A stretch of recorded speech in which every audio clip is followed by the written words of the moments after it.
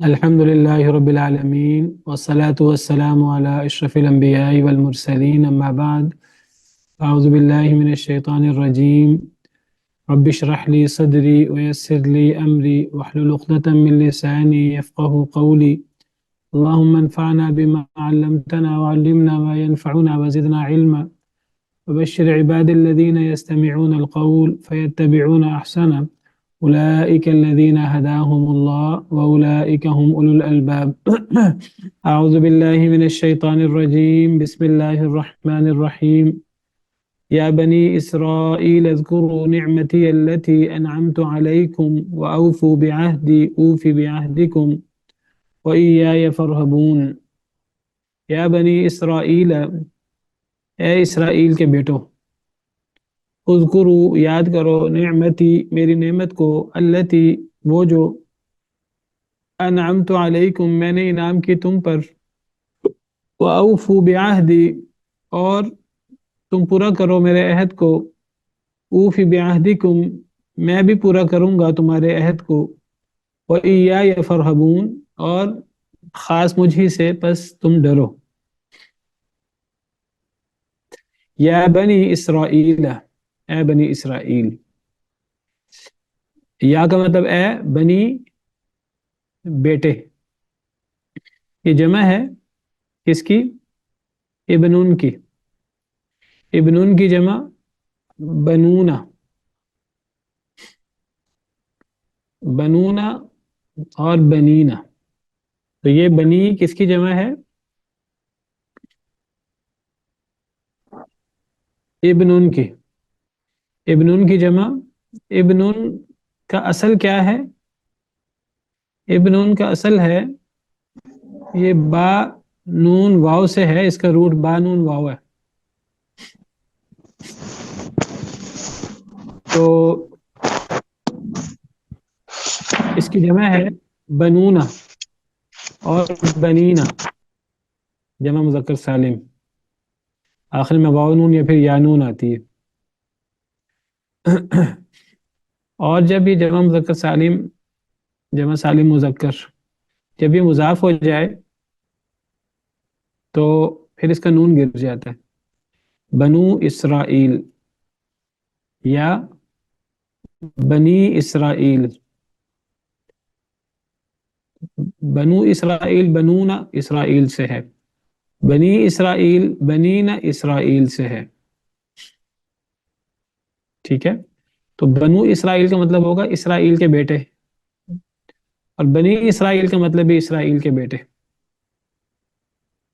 تو یہ بنونا یہ رفعی حالت ہوتی ہے بنینا یہ نسبی و جری حالت ہوتی ہے تو جب پیچھے یا لگ جائے یا کے بعد یا حرف ندا ہے اس کے بعد منادہ ہوتا ہے تو یا بنی منادہ اگر مضاف ہو تو وہ پھر منصوب ہوتا ہے تو یہ اس کی نسبی حالت ہے یا بنی اسرائیل اس کو ملا کر ایسے لکھتے ہیں یا بنی اسرائیل کلیئر ہے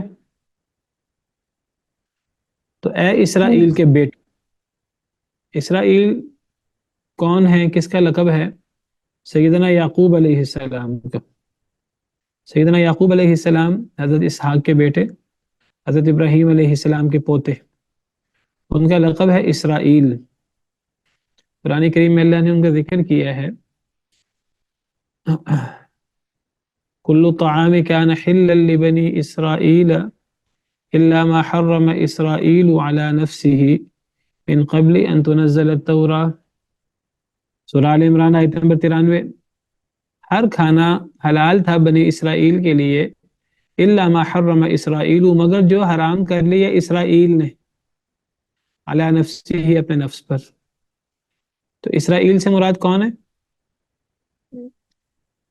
سیدنا یعقوب علیہ السلام مگر جو حرام کر لیا سیدنا یعقوب علیہ السلام نے اسرائیل کا مطلب ہوتا ہے عبرانی زبان میں ایل اللہ کے لیے استعمال ہوتا ہے اور اسرا یہ عبد کے معنی میں استعمال ہوتا ہے جس طرح جبرائیل ہے یا میکائیل ہے اسی طرح اسرائیل، تو ان کا مطلب اللہ کا بندہ، عبداللہ کے معنی میں. یہ لقب ہے سیدنا یعقوب علیہ السلام کا، اسرائیل. تو اسرائیل کے بیٹے، سیدنا یعقوب علیہ السلام کے کتنے بیٹے تھے؟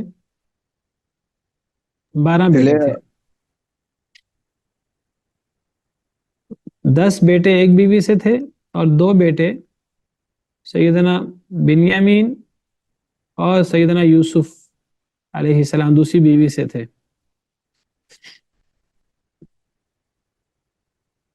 تو 12 بیٹے تھے سیدنا یعقوب علیہ السلام کے. ان بیٹوں سے حضرت یعقوب علیہ السلام کی جو نسل آگے بڑھی، جتنے نبی آئے ہیں وہ حضرت یعقوب علیہ السلام کی اولاد میں آئے ہیں، سوائے ایک نبی کے، اور وہ ہے محمد صلی اللہ علیہ وسلم. وہ سیدنا اسماعیل علیہ السلام کی اولاد میں آئے ہیں. باقی سارے نبی وہ حضرت ابراہیم کے بعد جتنے نبی آئے ہیں وہ حضرت ابراہیم علیہ السلام کی اولاد سے آئے ہیں. حضرت اسماعیل علیہ السلام کی اولاد میں ایک نبی، نبی کریم صلی اللہ علیہ وسلم تمام نبیوں سے افضل ہے. اور سیدنا اسحاق علیہ السلام جو دوسرے بیٹے سیدنا ابراہیم علیہ السلام کے، تو باقی سارے نبی وہ ان کے بیٹے حضرت یعقوب علیہ السلام کی اولاد سے، اس لیے انہیں بنی اسرائیل کہا جاتا ہے. تو بنی اسرائیل سے مراد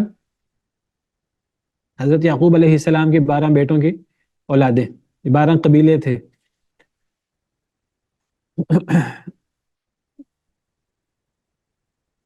سورہ بقرہ مدینہ منورہ میں اترنے والی پہلی سورت ہے. تو یہاں بنی اسرائیل کو، یہود کو مخاطب کیا جا رہا ہے، یہود کو اور ساتھ عیسائیوں کو بھی. یہود کا ایک مقام تھا عربوں کے اندر،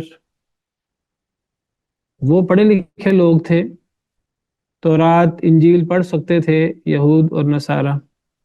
تو ان کے علماء کو احبار، یہود کے علماء کو احبار کہتے ہیں، عیسائیوں کے علماء اور درویشوں کو قسیسین کہتے ہیں یا رہبان کہتے ہیں، راہب کی جمع رہبان. تو ان کا ایک مقام تھا عربوں میں. عرب لوگ لکھتے پڑھتے نہیں تھے، وہ اپنے حافظے پر اعتماد کرتے تھے. یہ لوگ لکھتے پڑھتے تھے، تو ان کا ایک مقام تھا، ایک مرتبہ تھا. تو اللہ تعالیٰ یہود کو بطور خاص بنی اسرائیل کو مخاطب کر رہے ہیں کہ اے اسرائیل کے بیٹو، اے بنی اسرائیل، اذکروا نعمتی، یاد کرو میری نعمت کو، التی انعمت علیکم، جو میں نے تم پر انعام کی تھی. بنی اسرائیل پر اللہ تعالیٰ کے بہت انعامات اور بہت فضل. اللہ نے، جیسے میں نے ذکر کیا کہ جتنے نبی بھیجے وہ سارے کے سارے حضرت یعقوب علیہ السلام کی اولاد میں، بنی اسرائیل میں، سوائے ایک نبی کے، نبی کریم صلی اللہ علیہ وسلم، وہ بنی اسماعیل میں. تو اللہ نے سارے نبی ان میں سے بنائے. اللہ کو پتہ ہے کتنے ہزاروں نبی، کتنے نبی اللہ نے ان میں بنائے. اللہ نے ان میں بادشاہت رکھی بنی اسرائیل میں. اللہ نے انہیں بڑی نعمتیں دی، دین کی بھی دنیا کی بھی. جس طرح قرآن کریم میں دیگر مقام پہ اللہ فرماتے ہیں حضرت موسیٰ علیہ السلام کی زبانی کہ حضرت موسیٰ علیہ السلام نے اپنی قوم سے کہا تھا کہ وَإِذْ قَالَ مُوسَىٰ لِقَوْمِهِ، کہ جب موسیٰ علیہ السلام نے اپنی قوم سے کہا، سورہ مائدہ آیت نمبر 20، اس وقت کو یاد کرو جب موسیٰ علیہ السلام نے اپنی قوم سے کہا کہ میری قوم اللہ کی نعمت کو یاد کرو جو تم پر ہے، جب اللہ نے تم میں نبی بھی بنائے اور اللہ نے تم میں بادشاہ بھی بنائے. وَآتَاكُمْ مَا لَمْ يُؤْتِ أَحَدًا مِنَ الْعَالَمِينَ، اور اللہ نے تمہیں وہ نعمتیں دی جو جہان والوں میں سے کسی اور قوم کو نہیں دی. تو اللہ تعالیٰ نے بنی اسرائیل کو بہت نعمتیں دی تھیں. تو اللہ تعالیٰ اپنی نعمتیں یاد دلا رہے ہیں. اللہ تعالیٰ نعمتیں دیتے ہیں، اور اللہ تعالیٰ کا تقاضا یہ ہوتا ہے کہ اللہ کی نعمتیں استعمال کی جائیں. اللہ کی نعمتیں استعمال کرنے کے بعد اللہ کی نعمتوں کا شکریہ ادا کیا جائے زبان سے اور عمل سے. تو اے بنی اسرائیل اللہ کی نعمتوں کو یاد کرو، میری نعمتوں کو یاد کرو جو میں نے تم پر کی تھی۔ اللہ تعالیٰ نے بنی اسرائیل کو اپنے دور کی افضل ترین قوم بنایا تھا، اپنے دور کی اور پچھلے تمام قوموں کی۔ جس طرح یہ تو آیت نمبر 40 ہے، آگے آیت نمبر 47 میں ہم پڑھیں گے، یا بنی اسرائیل اذکروا نعمتی التی انعمت علیکم وانی فضلتکم علی العالمین۔ اے بنی اسرائیل میری نعمت کو یاد کرو جو میں نے تم پر کی اور میں نے تمہیں تمام جہانوں پر فضیلت دی۔ تو بنی اسرائیل اللہ نے اس کو دینی اعتبار سے، دنیاوی اعتبار سے بڑا مقام دیا، بڑا مرتبہ دیا، بڑی نعمتیں ہیں۔ نبی بھی، بادشاہ بھی، شروع میں تو نبی اور بادشاہ الگ الگ آتے تھے۔ سیدنا داؤد اور سیدنا سلیمان علیہ السلام میں تو اللہ نے نبوت اور بادشاہت اکٹھی کر دی، تو بڑا عروج ہوا، بڑی اللہ کی نعمتیں ہوئی، بڑی برکت ہوئی، دینی بھی اور دنیاوی اعتبار سے بھی۔ باغات، نہریں، خوبصورتی، ہریالی اور وافر رزق، اور ہر لحاظ سے اللہ کی بہت زیادہ نعمتیں۔ تو میری نعمتوں کو یاد کرو جو میں نے تم پر کی۔ جیسے میں نے ذکر کیا اللہ نعمتیں کرتے ہیں، اور اللہ تعالیٰ کا تقاضا یہ ہوتا ہے کہ اللہ کی نعمتوں کا شکریہ ادا کیا جائے، زبان سے بھی، عمل سے بھی، اللہ کے وعدوں کو پورا کیا جائے۔ تو اللہ فرماتے ہیں وَأَوْفُوا بِعَهْدِي، تم پورا کرو میرے عہد کو، اوف بعہدکم، میں بھی پورا کروں گا تمہارے عہد کو۔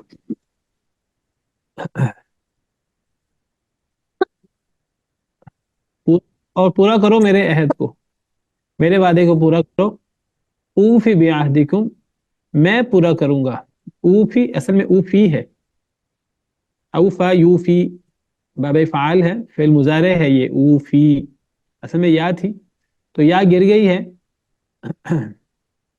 لام کلمہ یہ مجزوم ہے، امر کا جواب ہے،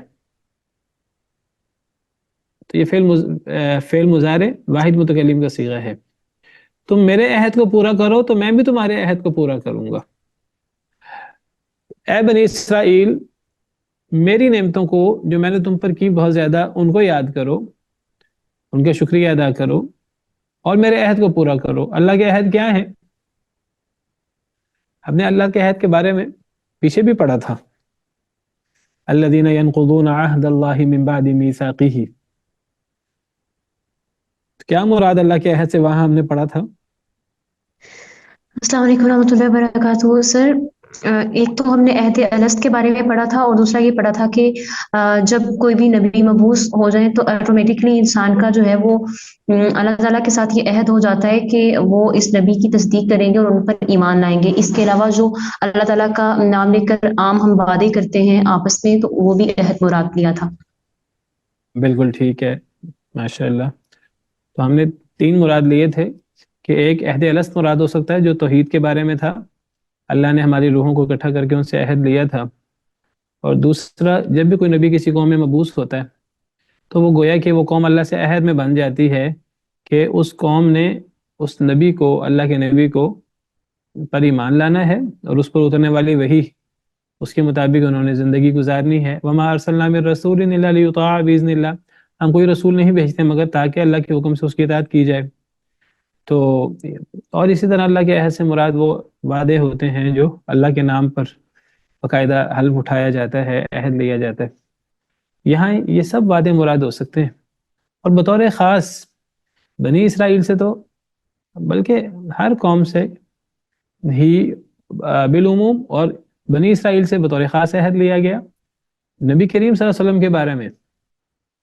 تورات و انجیل میں نبی کریم صلی اللہ علیہ وسلم کا تذکرہ تھا، قرآن کریم کا تذکرہ تھا، آخری قوم کا، آخری امت کا تذکرہ تھا کہ آخری نبی نے کہاں آنا ہے، اور اس کی کیا صفات ہوں گی، اس کی مہر نبوت کیا ہوگی، اور آخری کتاب قرآن کریم اس نے اترنا ہے، اس کی کیا صفات ہوں گی، اس کے اندر کیا تعلیمات ہوں گی، اور وہ نبی کہاں پیدا ہوگا، کہاں وہ ہجرت کرے گا۔ تو یہ ساری تفصیلات ان کی کتابوں میں موجود تھیں، اور ان کے نبیوں سے بھی یہ عہد لیا گیا تھا، اور یہ عہد بنی اسرائیل سے بھی تھا کہ جب آخری نبی آئے تو آپ نے آخری نبی پر ایمان لانا ہے، ان پر اترنے والی تعلیمات پر آپ نے ایمان لانا ہے۔ تو نبی کریم صلی اللہ علیہ وسلم کی صفات، قرآن کریم کی صفات، آپ کی جائے پیدائش کی صفات، آپ کی جائے ہجرت کی صفات، صحابہ، آپ کے صحابہ کرام کی صفات، کتنی صفات ان کی کتابوں میں تفصیل سے بیان کی گئی تھی۔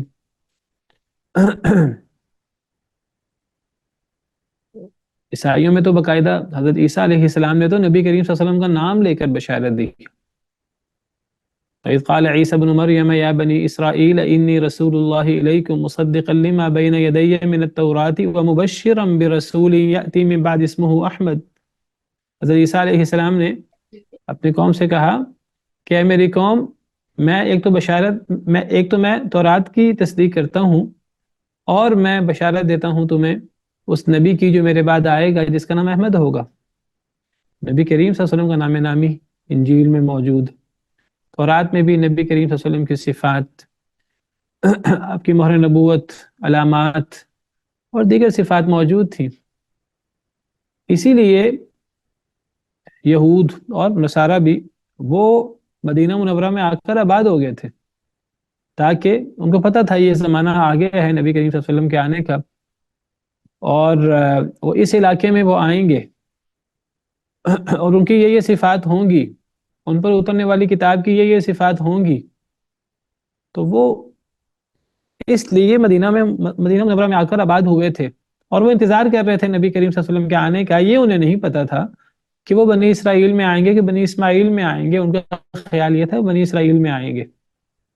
وہ تو جب وہ بنی اسماعیل میں آئے تو ان کو پتہ لگا یہ تو وہ دوسری لڑی میں سے آ گئے، سیدنا اسماعیل علیہ السلام کی اولاد میں سے آ گئے، اور وہ انہیں کمتر سمجھتے تھے، اپنے آپ کو برتر سمجھتے تھے، اپنے آپ کو شہری، اپنے آپ کو ایجوکیٹڈ، ویل مینرڈ سمجھتے تھے، اور وہ سمجھتے تھے وہ جانگلی لوگ ہیں، وہ جنگل میں رہنے والے، وہ ایٹیکیٹ سے نا آشنا، یہ بدو لوگ، وہ ان کو امی سمجھتے تھے۔ تو ان کو یہ برداشت نہ ہوا کہ یہ نبی بنی اسماعیل میں سے کیوں آ گئے، تو انہوں نے انکار کر دیے۔ قرآن کریم میں ساری تفصیلات موجود ہیں پہلے پارے میں ہی۔ تو اللہ تعالیٰ فرما رہے ہیں کہ اے بنی اسرائیل، میری نعمت کو جو میں نے تم پر کی اس کو یاد کرو اور پورا کرو میرے عہد کو، میں تمہارے عہد کو پورا کروں گا۔ تو اس عہد سے مراد توحید کا عہد بھی ہو سکتا ہے، اس عہد سے مراد نبی آ جائے تو نبی کو اللہ کا نبی ماننا، اس پر اترنے والی تعلیمات پر ایمان لانا، نبی کی پیروی کرنا، اور اس عہد سے مراد یہ عہد بھی لیا جا سکتا ہے کہ جو نبی کریم صلی اللہ علیہ وسلم کی صفات ان کی کتابوں میں موجود تھی، اور ان کی کتابوں میں تھا، انجیل میں تو باقاعدہ نام لے کر، اور ان کی کتابوں میں تھا کہ اس نبی پر ایمان لانا ہے، تو میرے عہد کو پورا کرو۔ قرآن کریم بار بار اہل کتاب کو یہی توجہ دلاتے، وہ کہتا ہے اے اہل کتاب، تم کم از کم اپنی ہی کتاب کی ہی پابندی کر لو، اپنی ہی کتاب کو پورے طریقے سے مان لو۔ یا اہل الکتاب لستم علی شیء حتی تقیموا التوراۃ والانجیل، اے اہل کتاب تمہارا کوئی حال نہیں، تمہاری کوئی اہمیت نہیں، تمہاری کوئی حیثیت نہیں اس وقت تک جب تک تم تورات و انجیل کو صحیح طریقے سے قائم نہ کرو۔ اور تورات و انجیل کو صحیح طریقے سے قائم کرنے سے کیا مراد ہے کہ تورات و انجیل میں جو نبی کریم صلی اللہ علیہ وسلم کی صفات، قرآن کریم کی صفات، اور نبی کریم صلی اللہ علیہ وسلم کے بارے میں جو ان سے وعدہ لیا گیا تھا ان پر ایمان لانے کا، اور وہ اسی انتظار میں وہ آئے ہوئے تھے، یہاں قیام پذیر ہو گئے تھے نبی کریم صلی اللہ علیہ وسلم کے آنے سے پہلے، کافی عرصے سے وہ انتظار کر رہے تھے۔ قرآن کہتا ہے وَكَانُوا مِن قَبْلُ يَسْتَفْتِحُونَ عَلَى الَّذِينَ كَفَرُوا، وہ اس سے پہلے کفار پر فتح مانگا کرتے تھے، وہ کفار سے کہا کرتے تھے، کیونکہ یعنی مراد ہے مدینہ منورہ میں جو اوس اور خزرج کے قبیلے تھے، تو وہ ان سے کہا کرتے تھے تمہاری تعداد زیادہ ہے، ہم تھوڑے ہیں، تم ہم سے لڑتے رہتے ہو، ایک وقت آنے والا ہے کہ نبی آئے گا ہم میں، اور پھر ہم نبی کے ساتھ مل کر تم سے لڑیں گے، تمہیں شکست دیں گے، تو فتح مانگا کرتے تھے۔ تو اللہ کہتے ہیں فَلَمَّا جَاءَهُم مَّا عَرَفُوا كَفَرُوا بِهِ، جب آ گیا ان کے پاس وہ نبی جس کا وہ انتظار کر رہے تھے، جس کو انہوں نے پہچان بھی لیا ان صفات کے ساتھ جو ان کی کتابوں میں موجود تھی، انہوں نے پہچان لیا۔ اور کیسے پہچانا؟ قرآن کہتا ہے ایسے پہچانا جیسے اپنے بیٹوں کو پہچانا۔ الذین آتیناہم الکتاب یعرفونہ کما یعرفون ابناءہم، جنہیں ہم نے کتاب دی وہ نبی کریم صلی اللہ علیہ وسلم کو، قرآن کو ایسے پہچانتے تھے جس طرح اپنے بیٹوں کو پہچانتے تھے. ان کی وہ صفات جو ان کی کتابوں میں موجود تھی، ان کی بدولت انہوں نے اس کو پہچان بھی لیا، کفرو بھی، پھر انکار کر دیا. فلعنۃ اللہ علی الکافرین، تو ایسے کافروں پر اللہ کی لعنت ہو، اللہ کی رحمت سے دور ہو. تو اللہ تعالیٰ یاد دلا رہے ہیں کہ بنی اسرائیل میری تم پہ بہت نعمتیں ہیں، میں نے تمہیں افضل ترین قوم بنایا، میں نے تم پہ اتنی نعمتیں کی، آگے نعمتوں کا تذکرہ ہوگا. تو تم میری نعمت کو یاد کرو. نعمت کو یاد کرنے سے کیا مراد ہے؟ نعمت کا تذکرہ کرنے سے مراد یہ نہیں اللہ نے یہ نعمت کی، یہ نعمت کی، اور انسان خوش ہوتا رہے، تکبر کرتا رہے، فخر غرور کرتا رہے. نعمت کو یاد کرنے سے مراد اللہ کی نعمت کو یاد کر کے اللہ کا شکریہ ادا کرنا، اور اللہ کے احکامات پر عمل کرنا، اللہ کے وعدوں پر عمل کرنا، اللہ کی بات ماننا، زبان سے شکر ادا کرنا، عمل سے شکر ادا کرنا. میری نعمت کو یاد کرو جو میں نے تم پر کی، اور میرے عہد کو پورا کرو. کیا مراد عہد سے میں بتایا چکا ہوں. اگر تم یہ پورا کرو گے میرے عہد کو، اوفی بعہدکم، تو جواباً میں بھی تمہارے عہد کو پورا کروں گا. اوفی اصل میں اوفی تھا، تو جواب امر کی وجہ سے اس کا لام کلمہ گر گیا ہے، مجزوم ہو گیا. میں بھی پورا کروں گا تمہارے عہد کو، تم میرے عہد کو پورا کرو، نبی کریم صلی اللہ علیہ وسلم پر، قرآن پر ایمان لاؤ، میں تمہارے عہد کو پورا کروں گا. کیا مطلب؟ اللہ نے وعدے کیے تھے کہ اللہ کو پتا تھا کہ بنی اسرائیل راہ حق سے ہٹ جائیں گے، اللہ کی تعلیمات سے، اپنے نبیوں کی سنہری تعلیمات سے دور ہو جائیں گے. اور اللہ نے تورات میں اس کا ذکر کیا تھا کہ تم فساد کرو گے زمین میں بہت زیادہ. اللہ نے اس کا بھی ذکر قرآن میں کیا، وَقَضَيْنَا إِلَىٰ بَنِي إِسْرَائِيلَ فِي الْكِتَابِ لَتُفْسِدُنَّ فِي الْأَرْضِ مَرَّتَيْنِ. ہم نے بنی اسرائیل کے بارے میں تورات میں یہ بات لکھ دی تھی، یہ فیصلہ اللہ نے کر دیا تھا کہ تم زمین میں 2 دفعہ فساد کرو گے، اور تم بڑی سرکشی کرو گے، اور پھر تمہیں اللہ تعالیٰ ذلیل و رسوا کریں گے. تم پر اللہ تعالیٰ غیر قوموں کو مسلط کر دیں گے، وہ تمہاری بڑی تباہی کریں گے، اور تمہاری بڑی قتل و غارت کریں گے، اور بیت المقدس وغیرہ میں داخل ہو جائیں گے، تمہارے علاقوں میں داخل ہو جائیں گے. اور اللہ نے بتایا تھا کہ ان احسنتم احسنتم لانفسکم، اگر تم نیکی کرو گے تو اپنے ذات کے لیے نیکی کرو گے، اگر تم گناہ کرو گے تو اپنی ذات کے خلاف گناہ کرو گے. اگر تم ٹھیک ہو جاؤ گے تو اللہ تعالیٰ تمہیں تمہارا عروج دوبارہ دے دیں گے، تمہارا مقام دوبارہ لوٹا دیں گے.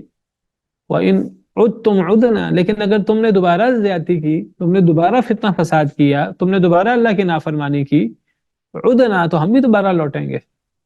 وَجَعَلْنَا جَهَنَّمَ لِلْكَافِرِينَ حَصِيرًا، اور ہم نے جہنم کافروں کے لیے ٹھکانہ بنایا ہے.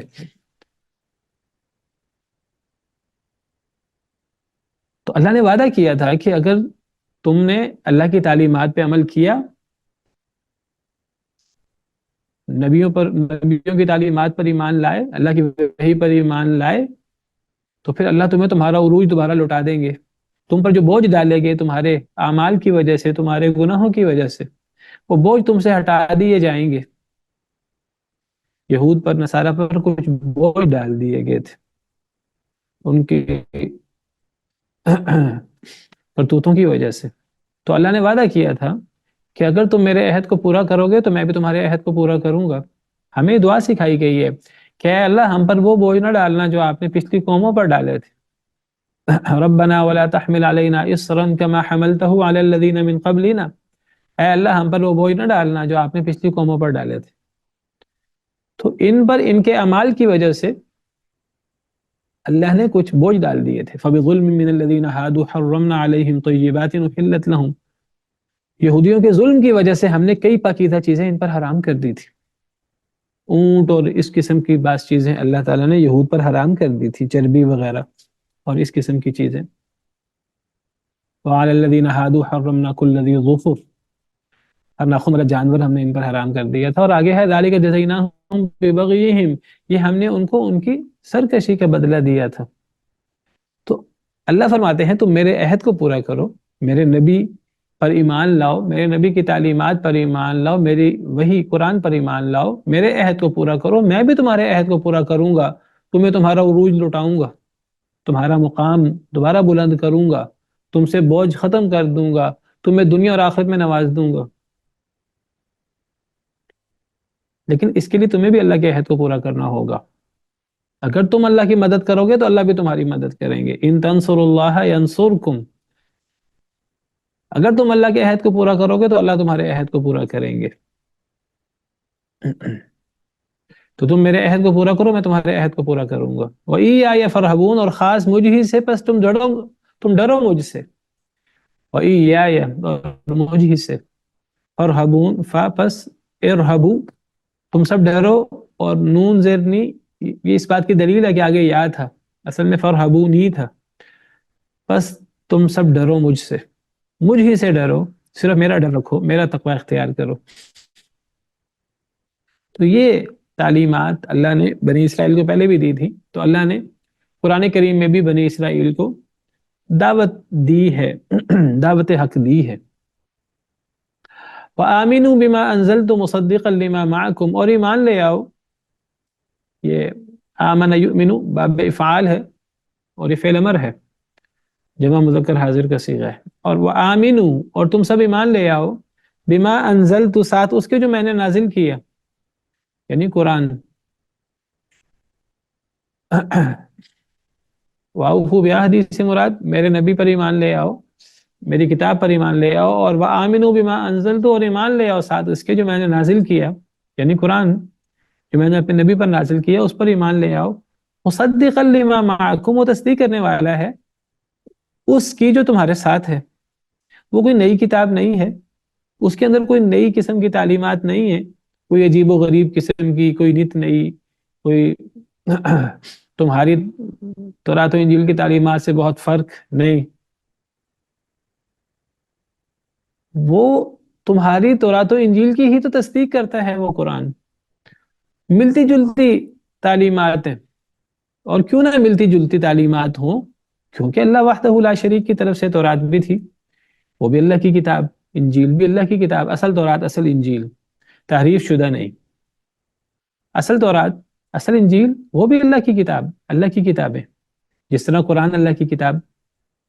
تورات و انجیل وہ نبی کریم صلی اللہ علیہ وسلم کے بارے میں بشارت دیتی، قرآن کے بارے میں بشارت دیتی ہیں۔ نبی کریم صلی اللہ علیہ وسلم کی کیا زمانہ، آپ کی صفات، قرآن کریم کے بارے میں، قرآن کی تعلیمات کے بارے میں وہ بتاتی ہیں۔ اور قرآن کریم تورات و انجیل کی تصدیق کرتا ہے، پچھلی کتابوں کی تائید کرتا ہے، اور جہاں جہاں تحریفات ہو چکی تھی وہاں وہاں اصلاح بھی کرتا ہے، مہیمن بھی ہے، محافظ بھی ہے پچھلی کتابوں پر قرآن کریم، کیونکہ یہ خاتم الکتب ہے۔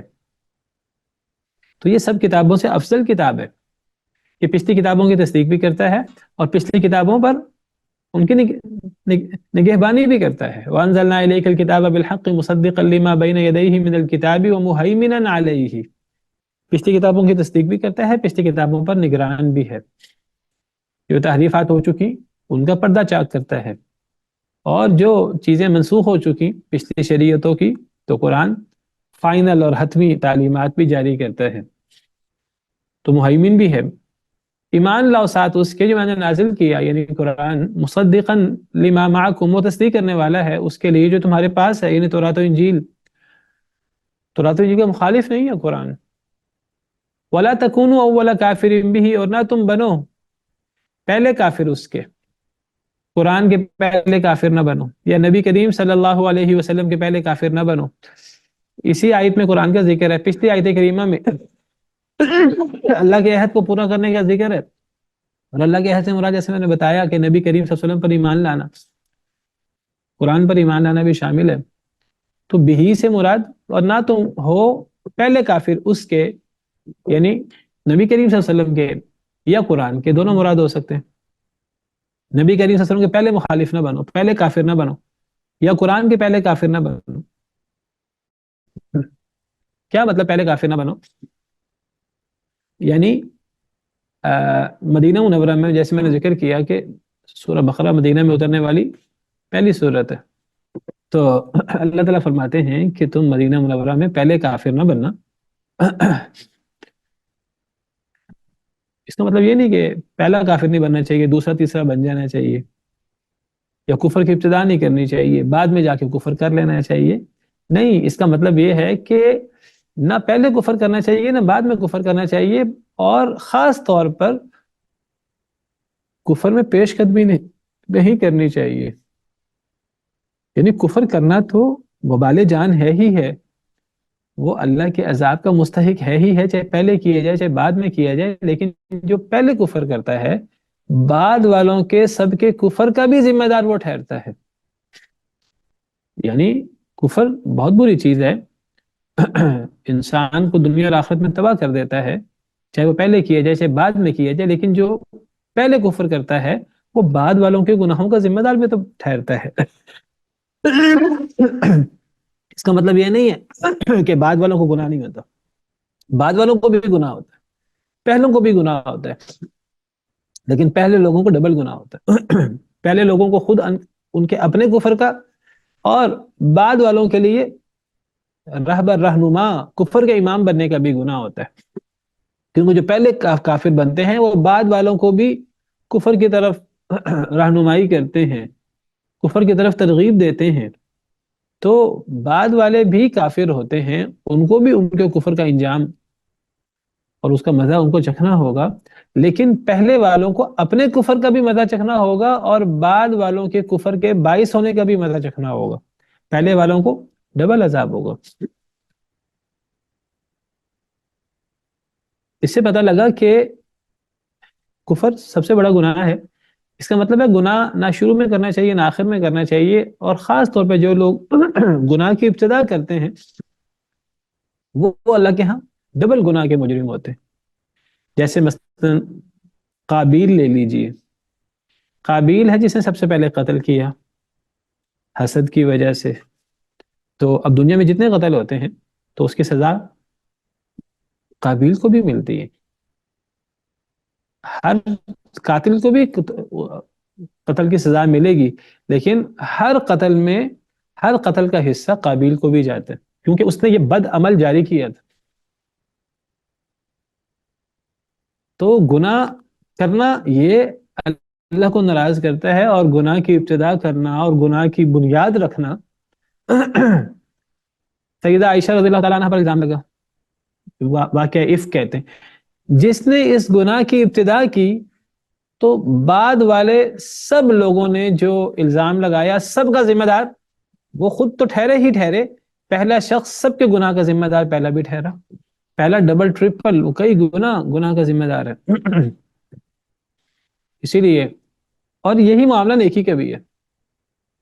نیکی پہلے کی جائے بعد میں کی جائے تو نیکی بہت فائدہ مند ہے، اور دنیا اور آخرت میں انسان کے لیے برکتوں کا باعث ہے. تو بندہ پہلے نیکی کرے یا بعد میں کرے، لیکن جو لوگ پہلے نیکی کرتے ہیں تو وہ بعد والوں کے لیے بھی نیکی کرنے کا باعث بنتے ہیں. وہ ہے کہ بعد والوں کو نیکی کی ترغیب دینے کا باعث بنتے ہیں.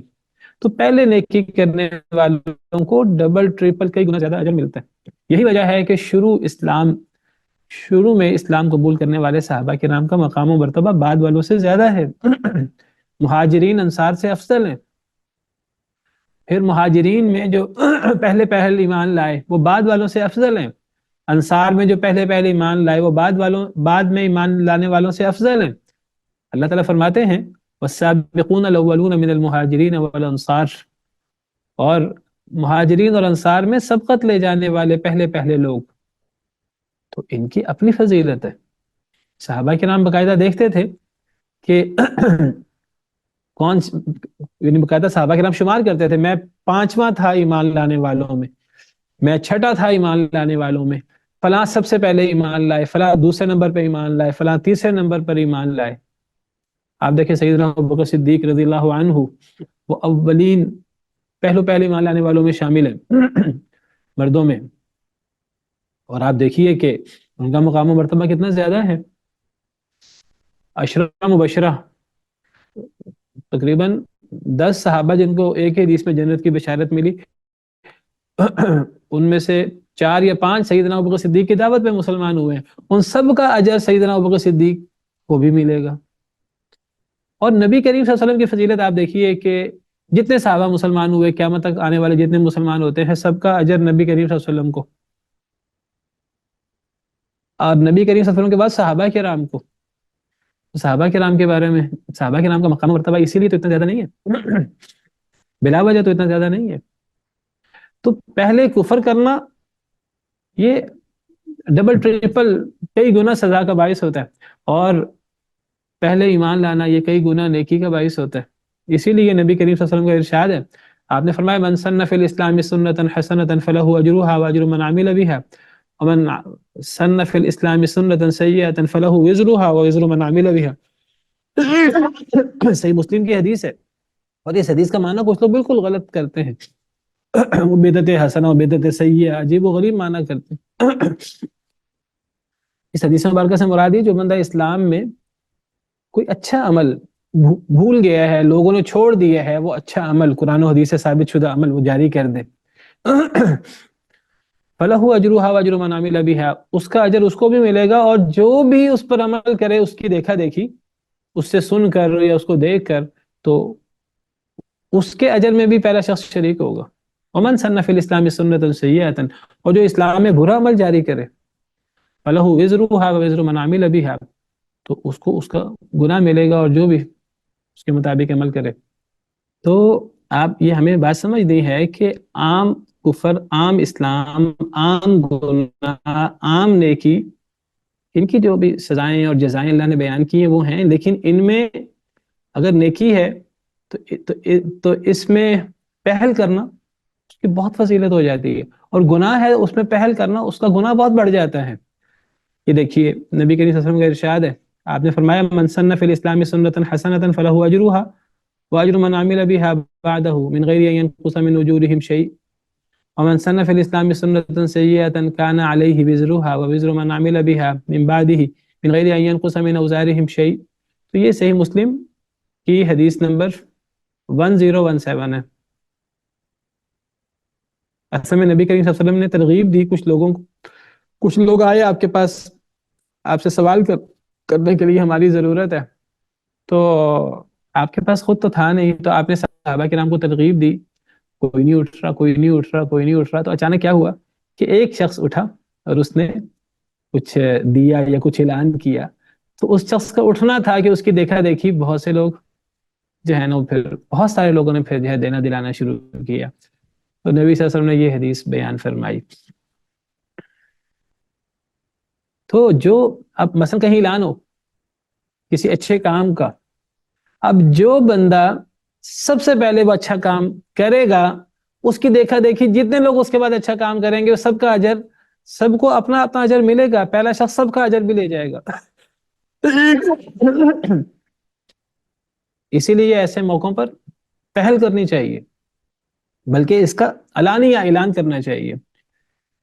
ہمیں صدقہ خیرات چھپا کر کرنے چاہیے، لیکن کئی جگہوں پر علانیہ صدقہ خیرات وہ کئی دفعہ چھپانے سے زیادہ بہتر ہو جاتا ہے اگر ہماری نیت ریاکاری کی نہ ہو۔ اسی لیے اللہ تعالیٰ قرآن میں فرماتے ہیں ان تبدوا الصدقات فنعما ہی، اگر تم صدقے ظاہر کر کے کرو تو وہ بھی بہت اچھی چیز ہے۔ اصل میں اس کا تعلق نیت کے ساتھ ہے۔ اور اسی طرح جو لوگ گناہ کرتے ہیں اور گناہ کی ابتدا کرتے ہیں، ہمارے آپ دیکھیں ہمارے علاقوں میں نئے نئے برے فیشن شروع ہو جاتے ہیں، فحاشی والے، جو اس کی ابتدا کرتے ہیں، بعد والوں سب کو گناہ تو ملے گا ہی ملے گا، جو اس کی ابتدا کریں گے سب کا وبال ان کو ہوگا، والعیاذ باللہ۔ تو ایک تو نیکی گناہ، اور ایک کفر اسلام، اور ایک ہے کہ کفر میں پہل کرنا اس کا گناہ بہت زیادہ ہے، اور ایک ہے نیکی میں اسلام میں پہل کرنا اس کا ثواب بہت زیادہ ہے۔ صحابہ کرام کے فضائل، یہ سارے صحابہ کرام کی فضیلت اس لیے ہے، اور ان میں پہل کرنے والوں کی فضیلت دیکھیے۔ صحابہ کرام کے بارے میں ہم سمجھتے ہیں کہ سب صحابہ جنتی ہیں، قرآن و حدیث سے ثابت ہے، لیکن سب صحابہ کرام کا مرتبہ ایک نہیں ہے، پہلے والوں کا مرتبہ زیادہ ہے، بعد والوں کا اتنا نہیں ہے، اگرچہ سب جنتی ہیں۔ وَكُلًّا وَعَدَ اللَّهُ الْحُسْنَى، اللہ نے ہر ایک سے جنت کا وعدہ کر رکھا ہے، خواہ فتح سے پہلے ایمان لائے، خواہ فتح کے بعد ایمان لائے، خواہ فتح سے پہلے خرچ کیا، خواہ فتح کے بعد خرچ کیا۔ قرآن کہتا ہے دونوں برابر نہیں ہیں، لا يستوي منكم من انفق من قبل الفتح وقاتل اولئک اعظم درجة من الذین انفقوا من بعد وقاتلوا وکلا وعد اللہ الحسنى. اسی طرح کوئی پروجیکٹ شروع ہوتا ہے تو جو لوگ پروجیکٹ کی ابتدا کرنے والے ہیں تو ان کے اجر کا حساب و کتاب شمار و کتاب نہیں ہوتا. بعد میں شریک ہونے والے ان کا بھی اجر ہوتا ہے, اللہ کے ہاں کوئی کمی نہیں ہے, لیکن شروع کرنے والوں کا اجر بہت زیادہ ہوتا ہے. اس لیے ہمیں ہر اول دستے میں شریک ہونا چاہیے نیکی کرنے والوں کے. اور ہمیں گناہ کرنے میں, اللہ کی نافرمانی کرنے میں پہل کرنے سے بچنا چاہیے.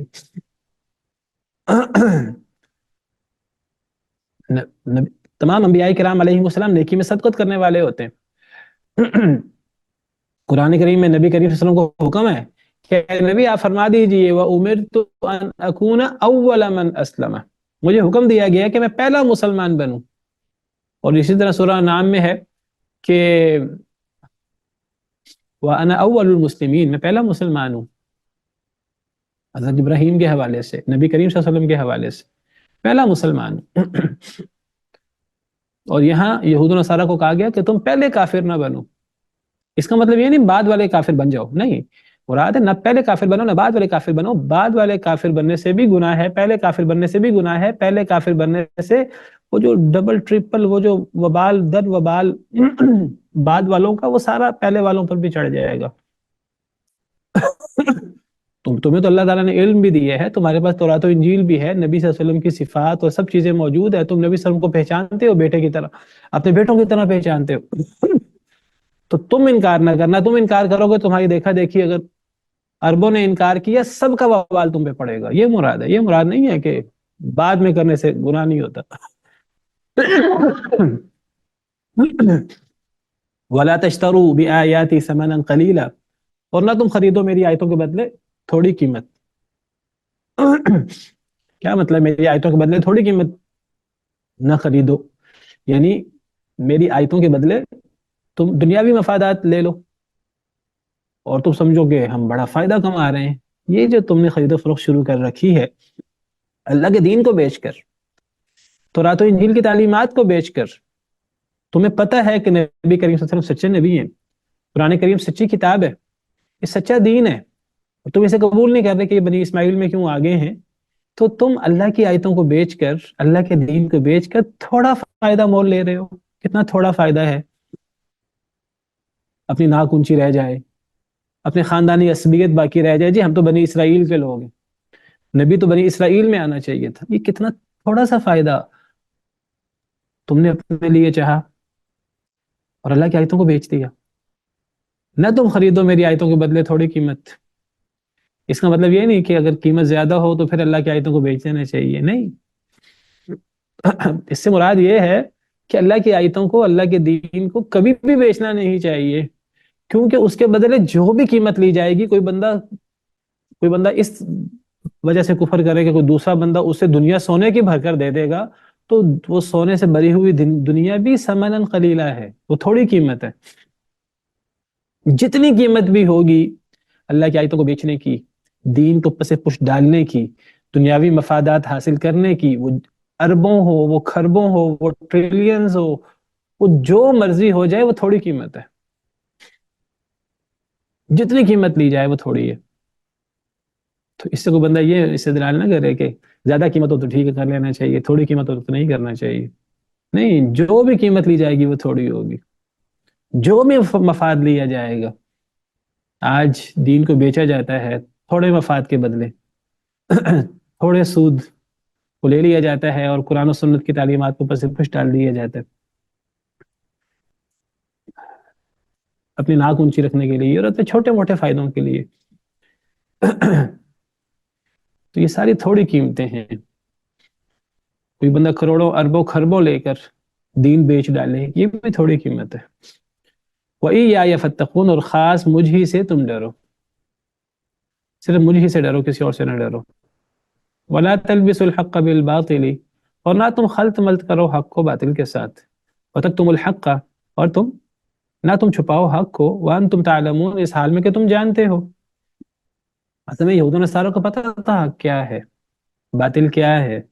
ان کو پتہ تھا دین اسلام حق ہے, جس طرح سیدنا موسیٰ علیہ السلام کی تعلیمات حق تھیں, جس طرح سیدنا عیسیٰ علیہ السلام کی تعلیمات حق تھیں, سیدنا موسیٰ سیدنا عیسیٰ حق تھے، تورات و انجیل حق تھے، اسی طرح نبی کریم صلی اللہ علیہ وسلم حق ہیں، قرآن کریم حق ہے، ان کو پتہ تھا، لیکن جب پتہ لگا بنی اسماعیل میں سے آگے ہیں اور حسد کی وجہ سے انہوں نے انکار کر دیا، بیٹوں کی طرح پہچانتے تھے لیکن انہوں نے ایمان لانے سے انکار کر دیا، اور پھر لوگوں کو انہوں نے دھوکے دینے شروع کیے، خلط ملط حق باطل کو کرنا شروع کیا۔ اب وہ قریش کو کہتے تھے، اب وہ انصار کو کہتے تھے کہ نہیں یہ تو وہ نبی نہیں ہے جس کا ہم انتظار کر رہے تھے۔ وہ پوچھتے آ کر ان سے کہ آپ پڑھے لکھے لوگ ہیں، آپ بتائیں، یہ آگے سے کہہ دیتے تھے نہیں نہیں یہ وہ نہیں ہے، ہماری کتابوں میں جو صفات ہیں وہ ان میں نہیں پائی جاتی، حالانکہ وہ وہی صفات تھی۔ تو وہ حق اور باطل کو خلط ملط کرتے تھے۔ تو فرمایا کہ تم حق اور باطل کو خلط ملط نہ کرو۔ وہ حق کو چھپاتے تھے، نبی صلی اللہ علیہ وسلم کی صفات چھپاتے تھے جو تورات و انجیل میں موجود تھی وہ چھپا دیتے تھے۔ اللہ کہتے ہیں حق کو نہ چھپاؤ، تو وان تعلمون، تم جانتے ہو، تم جانتے پوچھتے حق کو چھپا رہے ہو۔ وَلِيَعْوذُ بِاللَّهِ وَأَقِيمُوا الصَّلَاةَ وَآتُوا الزَّكَاةَ، قائم کرو نماز کو اور زکوٰۃ دو، وَارْكَعُوا مَعَ الرَّاكِعِينَ، اور رکوع کرو رکوع کرنے والوں کے ساتھ۔ تو بہرحال یہ دیکھیے وہی تعلیمات ہیں، یہی تعلیمات تورات و انجیل میں بھی تھی، یہی تعلیمات قرآن کی بھی ہیں۔ اللہ تعالیٰ یہود و نصارہ کو اللہ تعالیٰ مخاطب کر رہے ہیں کہ آپ تورات و انجیل کی تعلیمات پر عمل کرو، اور اب قرآن کریم کی تعلیمات بھی وہی تعلیمات ہیں، وہ تورات و انجیل کی تصدیق کرتا ہے، مہیمن ہے ان پر۔ تو تم اللہ کے احکامات پر عمل کرو، نبی صلی اللہ علیہ وسلم پر ایمان لاؤ، قرآن پر ایمان لاؤ، حق باطل کو خلط ملط نہ کرو، حق نہ چھپاؤ، نماز قائم کرو، زکوٰۃ دو، اور رکوع کرو رکوع کرنے والوں کے ساتھ، یعنی با جماعت نماز پڑھو۔ چلیں آج کے لیے اتنا ہی کافی ہے، باقی انشاءاللہ آئندہ۔ سبحان ربک رب العزت عما یصفون وسلام علی المرسلین والحمد للہ رب العالمین۔